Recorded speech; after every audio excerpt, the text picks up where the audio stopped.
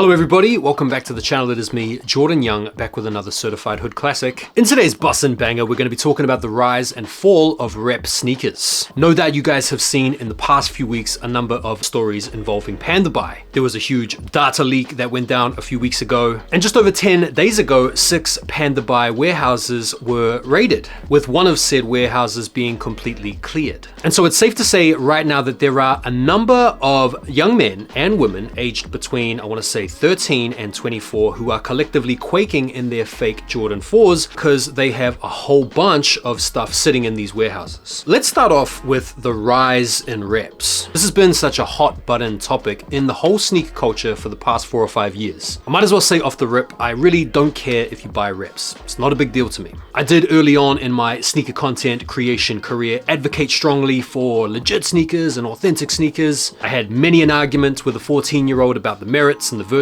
of buying authentic sneakers over reps. But to be honest, these days I really don't care. The rise in the popularity of reps is tied directly to the rise in popularity of sneakers in general, especially the hyped up limited stuff that people like you and me really find it hard to get. The increase in competition from other sneakerheads or people new to the sneaker culture, as well as a burgeoning sneaker resale culture, has meant that getting your hands on exclusive kicks over the past 4 or 5 years has been nigh on impossible. And it's because of these frustrations that a lot of people have been led to go and buy reps. The advent of popular replica sneaker content on apps like TikTok, as well as affiliate programs with websites like Panda Buy, have heavily incentivized people to go out there and buy reps and then make content around them and then promote it on their socials. Here's why I stopped using Panda Buy. The first reason was just that I was saving way too much money. I ran out of things to spend money on, and I had no space to keep all this cash I was saving. There is also something to be said for a lot of the people that are living down in places like Aotearoa, New Zealand and Australia, who don't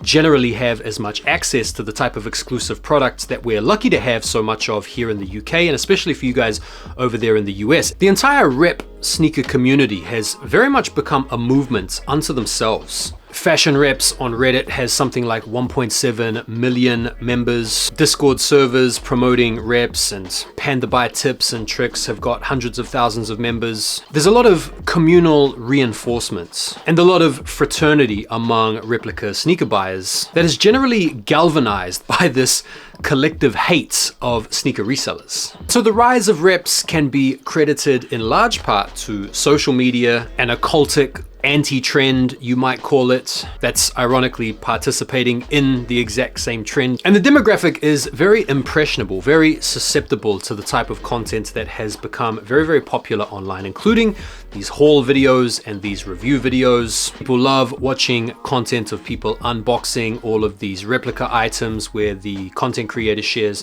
how little they paid and how great the quality is and how one-to-one it is. People seem to love that stuff. Now, before we get to the Panda Buy dramas, including the data leak and including the raids, I want to quickly break it down for you guys out there that might not be that familiar with Panda Buy, just what it is and how it works. And you'll forgive me if this is a little bit uninformed. I don't use Panda Buy. I've never used Panda Buy. In fact, I've been ignoring Panda Buy's messages in my own social inboxes now for like 3 years. But what it is it is basically a website. More specifically, it's an online marketplace in China. The website essentially opens up the Chinese e-commerce market to the West. It acts as a middleman between you, the consumer, and these Chinese sellers, places like Taobao or Weidan or JD.com. When you place an order with Panda Buy, you're not actually buying anything per se. You're expressing an interest in products. Panda Buy will assign you an agent to contact these Chinese sellers to get you the items that you're interested in. Your agent will get in touch with you to say that they've received the items. They'll send you pictures of the items that you're interested in.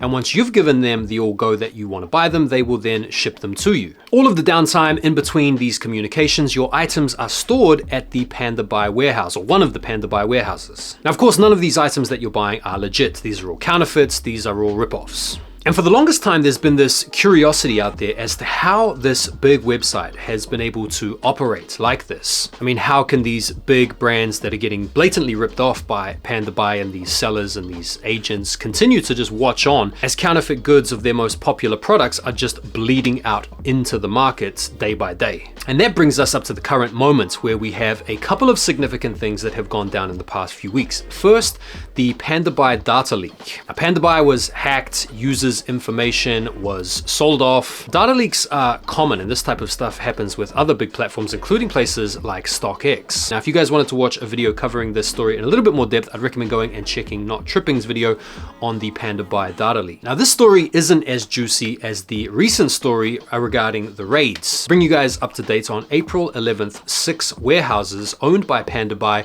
were raided by something like 100 different officials, feds, officers. They raided these warehouses, and in the instance of one warehouse, they cleared it. Now, these warehouses are massive. The combined square footage of these warehouses is something like 1.2 million feet, which is a crazy amount of space. Now, before this raid went down, Panda Buy were hit with a lawsuit. 16 different brands, all anonymous. We don't know the official names of who's on the complaint form, but charges have been brought against Panda Buy for storing and shipping counterfeit goods.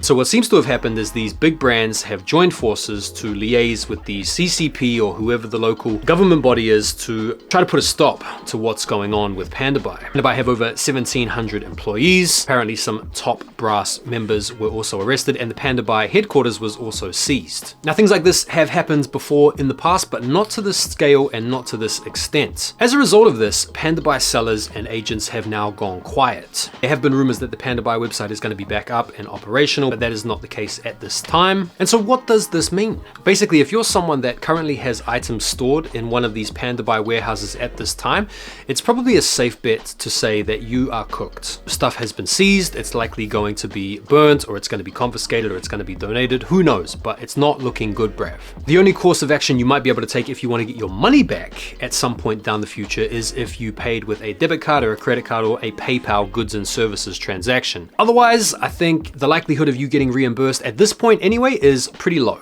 What does this mean for Panda Buy as a brand? Well, they could potentially rebrand themselves. They could respawn in another corner of the market. But even if they did, I feel like the trust level is so low now, given the data leak and given the raid, and especially if people don't get reimbursed adequately. What has happened in the past is Panda Buy have shelled out some really pithy discount coupons or discount codes. And I've seen people that have like thousands of dollars worth of stuff in these warehouses that they're likely to lose. So I think a lot of people are not going to trust Panda Buy moving forward. The other thing that's happened in the past couple of days is there have been some rogue agents or some alternative agents that have now crept up in the market, offering some crazy affiliate promotional schemes, offering some crazy discounts to jump on board their service. They've recognized this huge gap in the market that has now come about because Panda Buy are being investigated. And so this opens up a whole nother avenue for people to potentially get scammed again or potentially lose more money. And so basically, I think Panda Buy is pretty screwed. Not just Panda Buy, Sugar Goo are in the same boat, Hey Go Buy. It seems like these 16 brands have really bandied together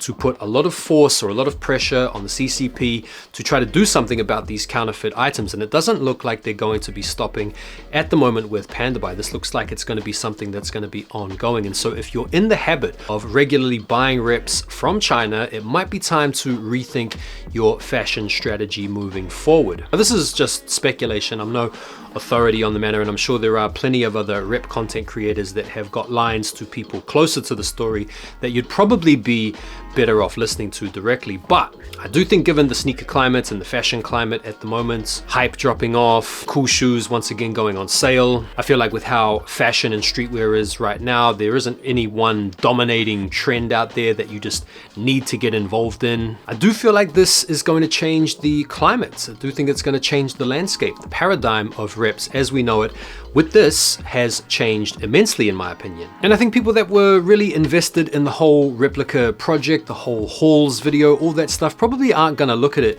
the same way again, knowing that the next haul they potentially buy online could just as easily be seized at customs as it could be seized at the source. And so, yeah, that's my take. What do you guys think? Are you guys still interested in buying reps? Are you guys still into the haul, or are you guys done with reps and just gonna go back to buying normal sneakers that you can find for great deals on the used market, or find some cool kicks on sale again? Let me know. I would love to hear your thoughts. Thanks as always for taking the time to watch the video, guys.